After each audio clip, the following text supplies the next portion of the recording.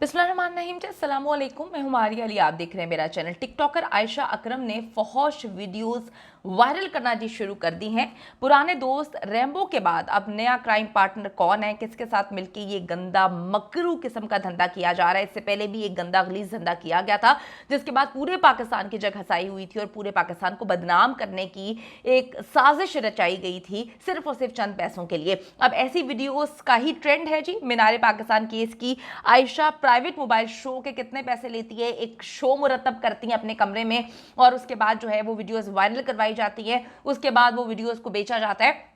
कितने पैसे इस वक्त की कमा रही है, आज की वीडियो में हम इसको बेनकाब करेंगे। पाकिस्तान को जी दुनिया भर में बदनाम करना, पाकिस्तान की दुनिया भर में तजलील जलील करने वाला केस मीनारे पाकिस्तान केस, इस केस को बल्कि मीनारे पाकिस्तान ज्यादती केस, इसको कभी भी कोई फरामोश नहीं कर सकता। हम लोग ये सोचने पे मजबूर हो गए थे कि क्या हम इतने गंदे पाकिस्तानी हैं कि हम जो है एक बेचारी निहत्ती मासूम लड़की को, बल्कि लड़की नहीं एक औरत को जो है वो पकड़ के हमने उसको घसीटना शुरू कर दिया, उसकी तजलील की, उसके कपड़े फाड़ दिए। बहुत टाइम तक मैं खुद सोचती रही, क्योंकि ये ऐसा केस था जिसके बाद दुनिया तो बातें कर रही थी, थू थू कर रही थी, पूरी दुनिया से दोस्तों की कॉल्स आ रही थी और मैं परेशान हो रही थी कि यार ये क्या मामला हो गया। जब काफ़ी समझा तो फिर तो कुछ और ही चीज़ें निकल के सामने आई हैं।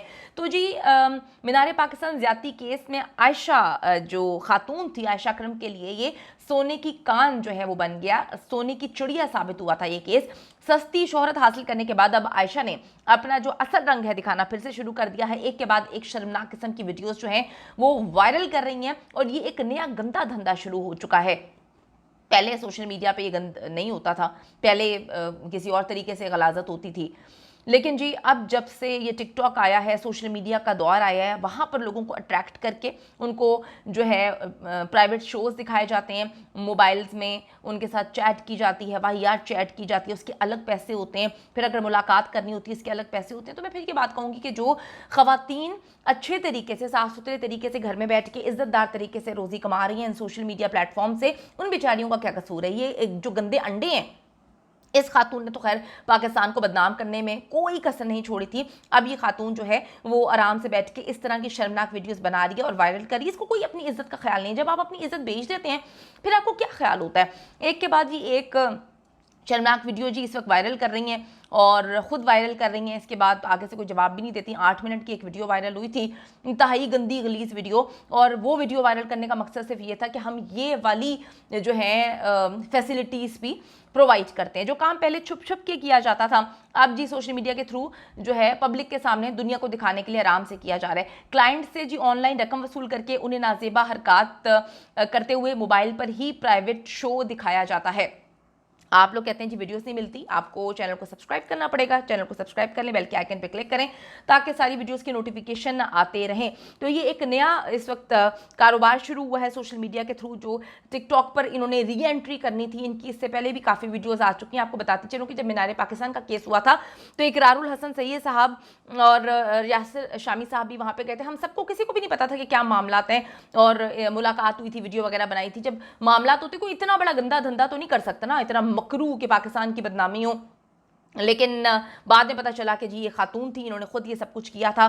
कुछ अमाउंट दी गई थी, उन लोगों को बुलाया गया था जिन्होंने इनके कपड़े वगैरह फाड़े थे। तो जब औरत खुद ही अपने कपड़े लोगों को कहती है कि फाड़ो और खुद ही बैठ के अपनी वाहियात हरकतें करती हुई नंगी वीडियोस वायरल करवा रही हैं, तो फिर आपने किसी मर्द को क्या दोष देना है, मर्द पर आपने क्या उंगली उठानी है। आप खुद ये गलाजत भरे काम कर रही हैं, तो फिर मर्द मेरे ख्याल में सारी औरतों को एक ही पैमाने पर देखते हैं, एक ही तरह नापते तोलते हैं। उनको लगता है कि जी अगर एक औरत सोशल मीडिया पे बैठने वाली ऐसी है तो फिर सारी ही हैं। लेकिन एक मछली जो है ना वो पूरे तालाब को गंदा करती है। आयशा जी इस वक्त ये काम कर रही है, गलत तरीकों से, कामों से जो है वो पैसे वगैरह कमाए जा रहे हैं, अपनी वीडियोस वायरल करवा रही हैं। इनके नतीजे फिर गलत ही होते हैं। 2 नंबरी का पैसा खाने के चक्कर में जो है वो फिर ये गैंग आपस में ही लड़ पड़ता है। 2021 में ये मीनारे पाकिस्तान का वाकया हुआ था। इसकी जब तहकीकात हुई थी तो बात सामने आई थी कि जिनसी हरासगी का वो वाकया आयशा अकरम और उसके साथी की मनसूबाबंदी के थ्रू ही हुआ था। इसका मकसद भी सस्ती शोहरत हासिल करना था।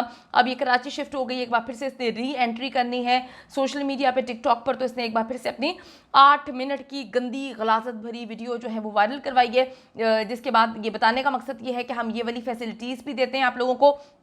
अब एक बार फिर यही कारोबार दोबारा जी स्टार्ट किया जा रहा है।